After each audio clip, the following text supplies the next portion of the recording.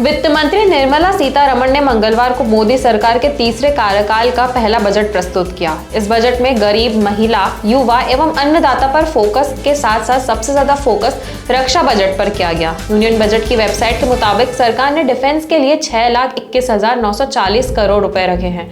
इस बजट से defence sector को मजबूत करने के साथ साथ आत्मनिर्भर बनाने का प्रयास किया जाएगा। भारत इस समय अरुणाचल से लेकर कश्मीर तक आतंकवाद की समस्या से जूझ रहा है और इस हालत में रक्षा बजट पर सबकी नजर थी। और आज की इस रिपोर्ट में हम बात करेंगे कि इस बार रक्षा बजट में क्या खास है। नमस्कार, मैं यशस्वी जोशी स्वागत करती हूँ आपका यूबीई न्यूज में, जहां हम न सिर्फ खबरें लाते हैं बल्कि उसका बारीकों सटीक विश्लेषण भी करते हैं। बजट में सरकार ने रक्षा क्षेत्र के लिए 6.21 लाख करोड़ रुपए का प्रावधान किया है। इससे देश की 3 सेनाओं को मजबूती देने के साथ सैन्य कर्मियों और पूर्व सैनिकों को भी लाभ मिलेगा। पिछले साल के मुकाबले देखें तो ये तकरीबन 3.4% अधिक है। पिछले वित्तीय वर्ष में सेना के लिए 5.93 लाख करोड़ का प्रावधान किया गया था। बजट में रक्षा क्षेत्र को और मजबूत किया गया है। इसमें डिफेंस के लिए 6.2 लाख करोड़ रुपए का प्रावधान किया गया, जो पिछले साल के मुकाबले तकरीबन 3.4% ज्यादा है। पिछले साल सरकार ने रक्षा क्षेत्र के लिए 5.93 लाख करोड़ का प्रावधान किया था। कुल बजट के हिसाब से देखें तो सरकार ने सबसे ज्यादा हिस्सा रक्षा क्षेत्र के लिए रखा है, जो कि तकरीबन 12.9% है। रक्षा बजट को 4 भागों में बांटा गया है। इसमें पहला पार्ट है सिविल का, दूसरा हिस्सा है रेवेन्यू और तीसरा है कैपिटल एक्सपेंडिचर और चौथा है पेंशन। इसमें सिविल से बॉर्डर रोड, ऑर्गेनाइजेशन, ट्रिब्यूनल समेत सड़क व अन्य डेवलपमेंट के काम होते हैं। इसके लिए 25,963 करोड़ रुपए रखे गए हैं। रेवेन्यू बजट में रक्षा क्षेत्र में सैलरी बांटी जाती है। इसके लिए 2,82,772 करोड़ रुपए रखे गए हैं। इसके अलावा कैपिटल एक्सपेंडिचर से हथियार और अन्य जरूरी उपकरण खरीदे जाते हैं, जिसके लिए बजट में 1,72,000 करोड़ रुपए रखे गए हैं। तीसरा और सबसे जरूरी हिस्सा होता है पेंशन। इसके लिए बजट में 1,41,205 करोड़ रुपए का प्रावधान किया गया है।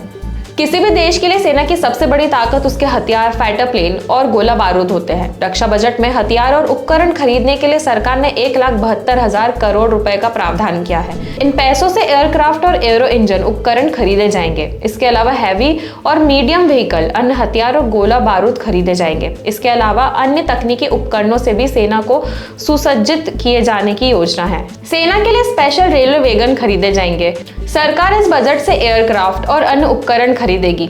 इसके अलावा नेवल फ्लीट को और मजबूत किया जाएगा और अन्य लेवल डॉकयार्ड प्रोजेक्ट शुरू किए जाएंगे। एयरफोर्स के लिए भी एयरक्राफ्ट, हैवी व्हीकल और अन्य उपकरण खरीदे जाने की योजना है।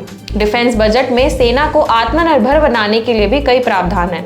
इनमें तीनों सेनाओं के लिए हथियारों और उपकरणों के निर्माण के लिए कई परियोजनाओं की तैयारी की गई है। इसके अलावा सार्वजनिक उद्यमों में भी निवेश के लिए सरकार तैयार है।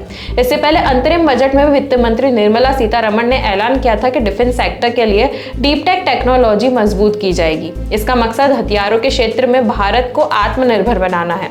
इसके अलावा रोबोटिक्स, मशीन लर्निंग और क्वांटम कंप्यूटिंग जैसे क्षेत्रों में भी रिसर्च की जाएगी।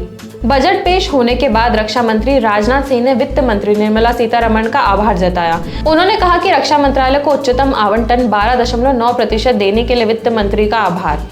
राजनाथ सिंह ने यह भी लिखा है कि मुझे खुशी है कि सीमा सड़कों को पूंजीगत मद के तहत पिछले बजट की तुलना में आवंटन में 30% की वृद्धि दी गई है।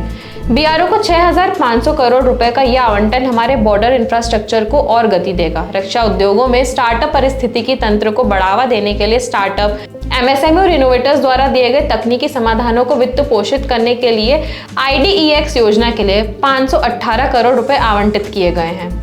पिछले 1 महीने में जम्मू कश्मीर के जम्मू संभाग में आतंकियों ने हमले किए हैं। एक दिन पहले ही आतंकवादियों ने सेना के शिविर को निशाना बनाने की कोशिश की थी। अब तक हुए आतंकी हमलों में करीब 12 जवान शहीद हो चुके हैं।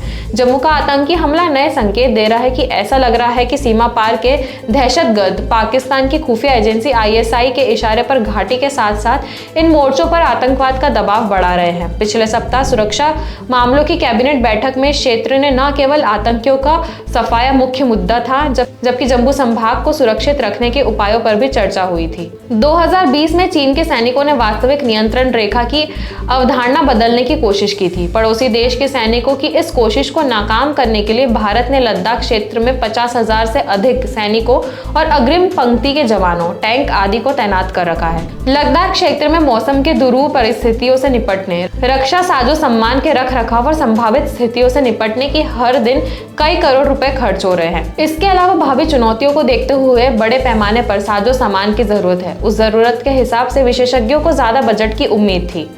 भारत का रक्षा बजट 2022 में पहली बार 5 लाख करोड़ रुपए के पार हुआ था और 5.25 लाख करोड़ आवंटित हुए थे। 2023 में बढ़कर ये 5.94 लाख करोड़ रुपए हो गया था। पिछले साल के बजट से इसकी तुलना करें तो केवल 4.8% की वृद्धि हुई है। विशेषज्ञ कहते हैं कि इसमें यदि महंगाई आदि के आंकड़ों को जोड़ा जाए तो ये बजट 2023 और 24 में आवंटित राशि से कम बैठेगा।